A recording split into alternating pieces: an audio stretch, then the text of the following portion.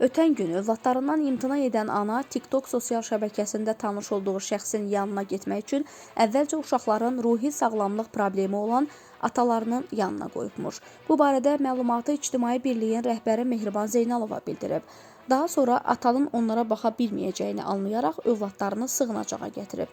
Uşaqların bir müddət sığınacaqda qaldıqdan sonra körpələr evinə təhvil veriləcəyi gözlənilir. Qeyd edək ki, böyüyün 12, digərlərinin 11 və 3 yaşı olan uşaqlar Təmiz Dünya Qadınlara Yardım İctimai Birliyinin sığınacağına yerləşdirilib.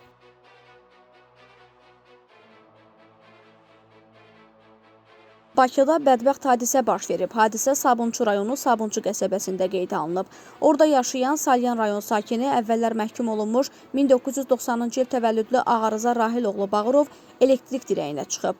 Nəticədə onu cərəyan vuraraq öldürüb. Meyitinin müayinəsi zamanı onun ayağında elektron qolbaq aşkar edilib.